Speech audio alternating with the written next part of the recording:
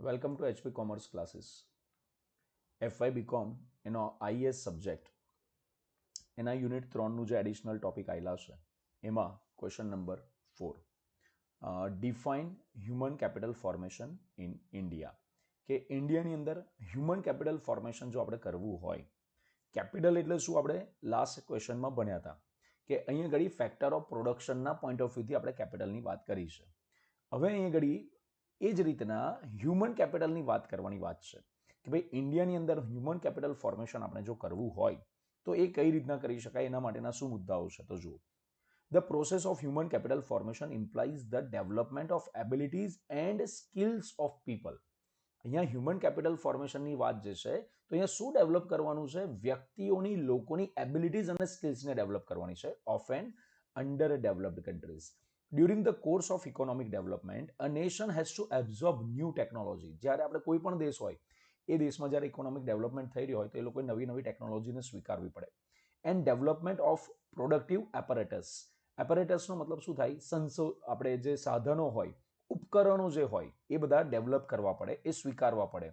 The productive apparatus may be imported in the early phase of development. શક્ય છે ઘણીવાર આપણે જાતે કોઈ ઉપકરણો ના બનાવી શકીએ તો આપણે બહારથી પણ શરૂઆતના તબક્કામાં બહારથી ઇમ્પોર્ટ કરવા પડે. But to make use of the machines and equipment in the efficient manner, it is necessary that underdeveloped countries should train its labor force in technology, engineering, medicine, management and a host of other field.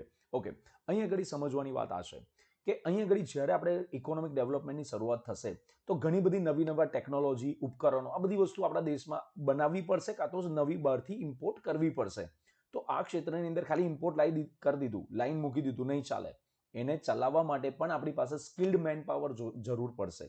એ પછી ટેકનોલોજીના ફિલ્ડમાં હોય, engineering field હોય, management, કોઈ પણ ફિલ્ડમાં, તો એવા સક્ષમ લોકોની જરૂરત પડશે. The process of human capital formation is therefore as important as that of physical capital formation. એટલા જ માટે હ્યુમન કેપિટલ ફોર્મેશન પણ એટલું જ મહત્વનું છે જેટલું ફિઝિકલ કેપિટલ ફોર્મેશન ઇમ્પોર્ટન્ટ છે.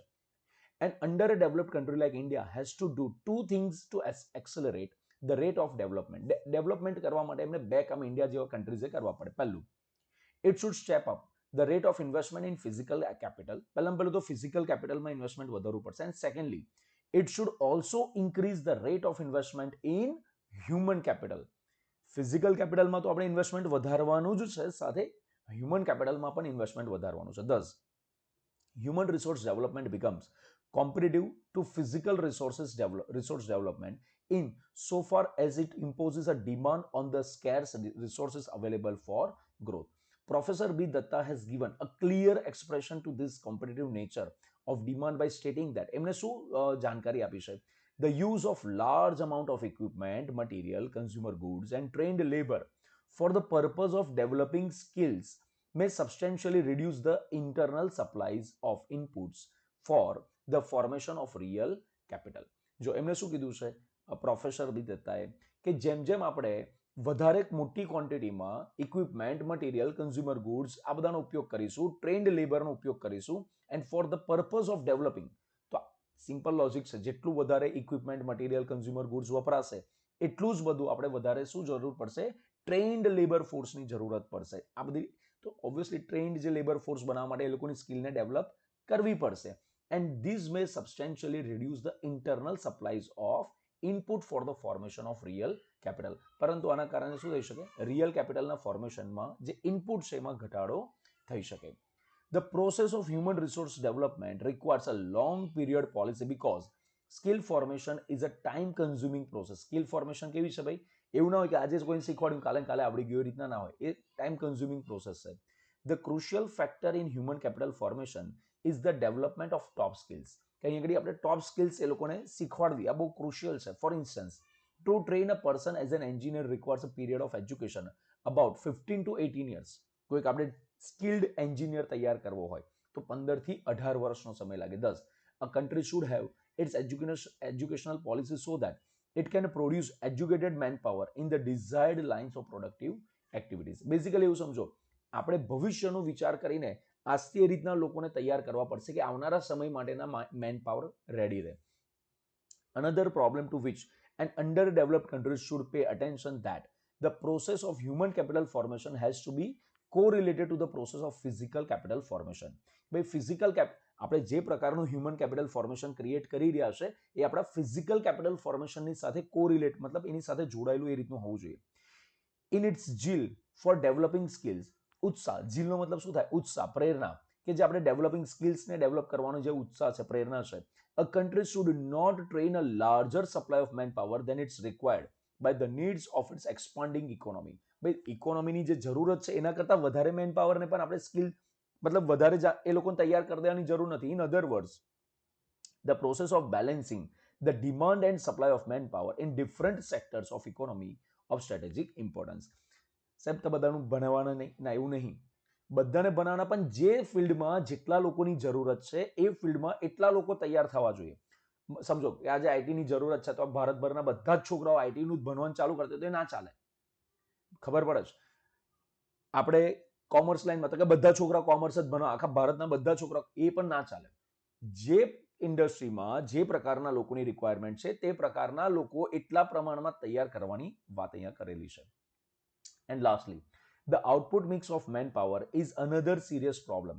In a country like India, investment in education in the pre-independence period was directly mainly to creation of clerical cadre of personnel. મતલબ આપણે ઇન્ડિપેન્ડન્સ પહેલાની જો આપણા ભારત દેશની વાત કરીએ તો કેવા લોકો એજ્યુકેશન આપણા દેશમાં કેવું હતું કે જે ક્લર્ક તૈયાર થાય ને, ક્લેરિકલ લેવલનું જે કામકાજ વ્યક્તિ કરી શકે, બસ આ લેવલનું આપણા દેશનું એજ્યુકેશન હતું. In this way there was a good deal of misdirection of resources. અને આ પ્રમાણે જોવા જઈએ તો આપણા દેશમાં જે રિસોર્સિસ હતા, હ્યુમન રિસોર્સિસ હતા, એનું મિસડાયરેક્શનમાં બહુ જ એનો દુરુપયોગ થઈ રહ્યો હતો. In human resource development, in the post-independence period, efforts were made to correct this misdirection of educational investment. હા, આઝાદી પછી આજે આપણા ખોટી દિશામાં આપણો દેશનો જે યુથ એજ્યુકેશન લઈ રહ્યું હતું એને થોડું કરેક્ટ કરવાનો પ્રયાસ કરવામાં આવેલો છે. The problem of human capital formation in India can be studied from 2 point of view. અને બે પોઈન્ટ ઓફ વ્યૂથી સમજી શકાય. Firstly, human capital can be considered as a stock and an estimate of the stock at 2 points of time can be made. From this growth rate of human capital formation between these 2 points of time can be calculated. જો આપણે બે સમયના વસ્તુઓને આપણે consider કરીએ કે ભાઈ 2020ની અંદર કેટલા લોકો એજ્યુકેટેડ હતા, કયા ફિલ્ડમાં કેટલા એજ્યુકેટેડ હતા, અને અત્યારે 2024માં કયા ફિલ્ડના કેટલા લોકો એજ્યુકેટેડ, તો આપણે બે ટાઈમ લાઈન લઈને આપણે એને કમ્પેર કરી શકાય કે આપણા દેશમાં કેટલો હ્યુમન કેપિટલ ફોર્મેશન વધ્યું છે, ઘટ્યું છે, આપણે કેલ્ક્યુલેટ કરી શકાય. Secondly, investment in education can be studied as a percentage of national income. આપણે જે એજ્યુકેશનમાં ઇન્વેસ્ટમેન્ટ જે છે એને આપણે નેશનલ ઇન્કમના કેટલા ટકા આપણે એજ્યુકેશનમાં સ્પેન્ડ કરી રહ્યા છે એ પણ જોવું જોઈએ. From time series data, it may be reasonable to conclude whether resources going into human resource development are increasing during the process of economic development or not. આ જ રીતના જે રીતના ભાઈ પહેલા કેટલા ભણેલા હતા, અત્યારે કેટલા ભણેલા છે, કઈ ફિલ્ડના કેટલા ભણેલા હતા, આ જ રીતના આપણે આ પણ જોવાનું છે કે આપણા દેશના નેશનલ ઇન્કમનો કેટલો હિસ્સો પહેલા એજ્યુકેશન પાછળ ફળવાતો હતો અને હવે કેટલો હિસ્સો એજ્યુકેશન પાછળ ફળવાય છે. તો આ વસ્તુ આપણે કેલ્ક્યુલેટ કરીશું તો ઇઝીલી આપણે ખબર પડશે કે એકચ્યુઅલમાં આપણે હ્યુમન રિસોર્સ ડેવલપમેન્ટ માટે, હ્યુમન કેપિટલ ફોર્મેશન માટે શું કામ કરી રહ્યા છે. ઓકે, ધન્યવાદ.